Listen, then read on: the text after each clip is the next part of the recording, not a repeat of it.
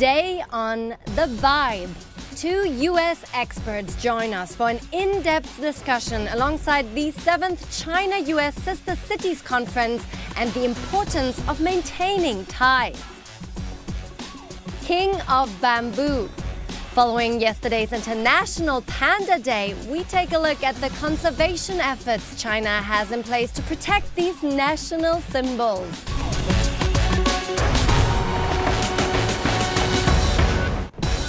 Hey there, and welcome to The Vibe on CGTN. I'm your host, Leonie Zoomer in Beijing. Thanks for tuning in. Here at The Vibe, we're your go-to destination for all things art and culture every weekday. On October 25, during the 7th China-U.S. Sister Cities Conference, CGTN hosted a roundtable discussion in Hangzhou titled Civilization Dialogue and Global Governance, from local friendship to a community with a shared future for humanity. CGTN reporter Yang Yan engaged in an in-depth conversation with two distinguished American guests, Robertson Lopez, Chair Emeritus of Sister Cities International, and Rodrigo Espinosa Rios, former Mayor of Livingston City. Both are long-standing friends of China and influential figures in promoting people-to-people exchanges between the two countries. As you can tell, we're both very passionate about our work, and we're very passionate about living in a peaceful world. Hello everyone, welcome to CGTN's live coverage in Hangzhou, where the 7th China-U.S. Sister Cities Conference is now underway. We'll bring you a special discussion on how city-to-city ties continue to connect people, even in challenging times. I'm Yang Yan, and we are honored to have two distinguished guests with us today. Robertson Lopez, Chair Emeritus of Sister Cities International.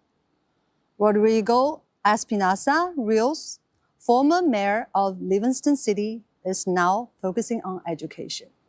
Welcome to both of you. Thank you. Carol, Rodrigo, is this your first time in Hangzhou? It's my first time in Hangzhou, but not my first time in China. This is probably my 10th trip to China. 10th trip to China, that's a lot. Every city I go to is my favorite city. The cities of China are just so varied. Rodrigo, is this your first visit in Hangzhou? Hangzhou, yes, but this is my third time in China. My first time was in Beijing in the Great Wall in 2014. And that's when we had our sister city involvement with the city of Yingtang. People are wonderful and very inviting. I know you have a tight schedule today touring the city. So what's the impression so far? I was so impressed by the advanced work that's being done in this community in terms of technology, robots, artificial intelligence, and just hearing the GDP stories of how Hangzhou's economy is number 2, I think, in all of China. It's very impressive. Just like her, I was very impressed at the district that we saw. I can't remember the name, but I know they're very specific in developing the region very thoughtfully so that the community has the best plus, to compete with the world and support the citizens. I walked around with my wife, and it's to see how clean it is, how beautiful, all the greenery when we're traveling around is so green. So I'm glad that China is, not just Hangzhou, but all China is adopting a good environment for its people, right? Which other parts of the city stories inspires you or surprise you? One of the things is, for a city with such a large population, this city is so clean. I don't think I've seen one piece of litter. I don't think I've seen one cigarette butt. It is just so clean. And we need to find out how to make our citizens be as tidy as Chinese citizens are. All the sidewalks are almost brand new. The bridges have landscaping on them, which is so wonderful, right? The theme of this conference is closer partnership for a sustainable future. How do you understand the theme, and what's your expectations for this conference? For me, when we're talking about that, is the problems that we face in our world today are ones that can't be solved by one country. They can only be solved when countries work together to deal with some of the issues that we have. For example, I live in the Southwest, where we have a huge problem with scarcity of water. So I've been really interested to see some of the technology being developed here to deal with how you cope with scarcity of water. These problems are huge. Pollution, healthcare, engaging our youth. We all worry about our youth. Youth are our future. And we want to make sure that we advertise, we bring the youth together, especially right now with social media. And she was stating, that about them connecting with each other, right, in the future. So I think that if we advertise and do exchanges, for our residents, our students, like I said, I came in 2019 as well, and we went to some schools with some students. And that's where it starts out, the exchange of students, exchange of business people, where you can bring our countries together. In my community, in one of the parks every day, there's senior citizens doing Tai Chi. Oh, They come together because we learned from China that Tai Chi improves seniors' balance. Plus, just coming together. I know in some places in China, people come together and dance together in the evening. Those kind of activities are fabulous for senior citizens. So we do learn from each other. Now, on the other hand, you have something to learn from us. And what that is our seniors volunteer. They volunteer in the schools. And now that the economy in China is so good that people are able to retire, you need to learn about volunteerism so people feel worthwhile and they're able to contribute. Sister Cities aren't just names on paper, it's about real impact. Could you share one example, maybe between communities, towns, or schools, where the city-level friendship actually changed someone's life? Yes, I think just by being involved in sister cities, our lives are changed. Because our lives are changed because we learn about another culture. And when we learn about another culture, we find out how much similar ideas and experiences that we share. We all have the same kinds of issues in our life, whether you live in a city in China or a city in the United States. We all have jobs that we have to do. We all have households to maintain, children that we have to raise, and sometimes grouchy husbands. And Carol, in recent years, we see a lot of American youth bringing to China for exchanges. So why do you believe this is so important for young people from both sides to know each other today? I think young people know each other very well. And let me give you an example. Through gaming, they're interacting on the same games, whether it's the Monkey King or Roblox or Minecraft. Young people around the world are engaging. And why is it important? Because the problems in the world today are so big, it's going to take our young people working together to solve the problems to achieve greater prosperity. For example, global warming can't just be solved by one country. It's our young people all coming together and having ideas and getting educations where they understand what they can do and work together. So how can we open doors for more students, not just a few, to go overseas for exchanges? Well, I really have to compliment your president. President Xi has made such incredible efforts to invite young people to visit China. And it's life-changing. We go to a country that's only, in terms of its modern history, 75 years old. When you look at what's been accomplished in China since 1949, it's amazing. And it's an example of what can happen when people work together for common goals. So I think that's the important message that our students get. And just being here in Hangzhou and seeing what's been accomplished in terms of industry, in terms of being the center for robotics, the intellectual properties here, it's just truly amazing and inspiring. You got to advertise, right? And go to our schools, go after the politicians. You go about politicians and say how wonderful that's going to be for for your youth and business exchange, and also for imports and exports, and through music as well, through dancing and music. I think for the students, and they're gonna feel wonderful that they were able to stay in the United States and vice versa. Carol, cities are always the first to face the global challenges like climate change or public health. So how do you think when national politics get tough, how do people-to-people ties help local leaders to share information and take action? Well, one thing to always remember is that city governments are closest to the people. When people have problems in their communities, whether it's access to healthcare, housing, education for their children, they go to their city governments for assistance. As a former elected official, I can tell you, we're really in tune to the needs of our community. But what's interesting is whether you're a U.S. community or a Chinese community, when elected officials get together or representatives from their cities, we find out that we're dealing with the same problems.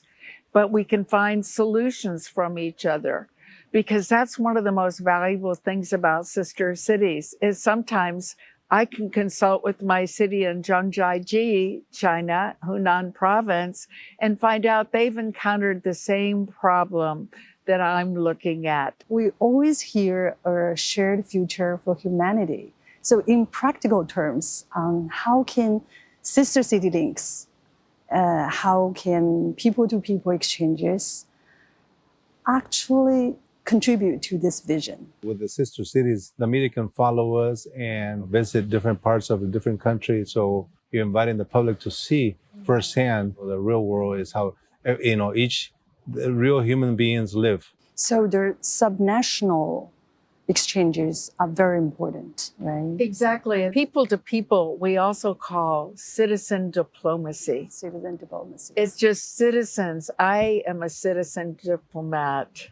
The mayor is a citizen diplomat, where we go and you may have had one idea how Americans were, and then you meet us and you find out, oh, they're not like in the movies. They're really very kind and generous people, just like we will have stereotypes about what it means to be Chinese. And then we meet you and we find out, oh, we have so much more in common. Let's be real. There's some people showing frustrations or doubts about China-U.S. relations. Have you personally faced skepticism about your work? If so, how do you respond to it? And what makes you committed? When I came back in 2019 over here, I went back to my county board of supervisors and I stated that it was so wonderful. And I told them, I invite you guys to continue going to China. Every 2 years, there's elections in the U.S. You want to provide the right information to the citizens, but because of politics, sometimes that gets in the way. National politics are one issue. They operate at a different level. City politics, like I was saying earlier, are very much about the people. Nothing's more exciting than when my sister city comes to visit Santa Fe, our local citizens have the opportunity to meet our guests. It really changes people's views. Yeah. And talking about APEC, APEC is playing an important role between communities and economies across the Pacific. So how do you think people-to-people ties and sister links and also culture exchanges help strengthen the regional ties? Any business relationship is based on trust. And meeting people is how you establish trust. Once people have met and get to know each other, then they want to be business partners and they can be successful business partners. To be successful, it has to be a win-win. Yeah, you start slow, until you develop it. Like I said, there's people that are distrustful, right? But you start slow, and then, like I said, once get to know each other, it'll be more fruitful, right? There's nothing like having a cup of tea together. Actually, there's nothing like having a beer together. Looking back over the past few decades, what stands out to you as the biggest win between China and U.S. people-to-people exchange? President Xi actually lived in the United States at one point in his life. And I'm sure that's helped him in terms of his decision making and understanding who Americans are. Biggest win is to understand each other, right? And what can you do to improve your daily lives, your perspectives of the world, to make yourself better? So that way, not just for yourself as a citizen, but also too for business. So it opens up your mind to become friendly. We didn't know each other, but now we know each other, and that's what it's about. Visiting another country, that's a big win already. If you could ask one person from the other country to do one small thing to build connections, what would it be? Download WeChat on your phone and you can connect with your friends in China, because it's building that regular communication. You know, social media and WeChat is a wonderful way to be able to stay in touch. One thing you can ask somebody from China is to come and visit as well, because if you want to do business, and I'm a farmer, we farm almonds, sweet potatoes, and peaches. I always invite my friends to come and cut your own peaches from my orchard. Mm-hmm. But sometimes they don't want to come. And that's what I tell people is like, hey, if you want business, attract people business, is come and visit me, I'll show you around. No, my house is your house. Yeah. That's a good way to know each other, right? Yeah. Mm-hmm. That brings us to the end of the discussion. Thank you very much, Carol and Rodrigo, for your wonderful stories and insights. I wish you a pleasant and fruitful stay in Hangzhou and hope to see you soon. Thank you very much. Appreciate it. Thank you. I'm Yang Yan, live from Hangzhou. Bye for now. And Yang Yan has more for us from the China-U.S. Sister Cities Conference as she sat down with Robert Arnold Wagner, president of the Oregon State Senate. Let's hear their conversation. Robert, what brought you to Hangzhou this time, and what do you want to achieve? Well, I've been able to see 10 different cities over the course of 2.5 weeks, and I couldn't be more thrilled than to be able to close my experience by coming together with political leaders at the subnational level from across the entire United States. I wish I had more time in every city, but I've said there's little flavors that I get from every province, and it just gives me the opportunity to think the next time I come back, I get to see more and more of some of these incredible cities. So how can sister city links like the one between Oregon and Fujian help improve China-U.S. relations? Well, I'm very proud that in Oregon, we have a 41-year relationship with the Fujian province. We're the only state, actually, that when we established our sister state relationship, it is written into Oregon law. And it's a bipartisan effort, so you find Democrats and Republicans working together over many, many years.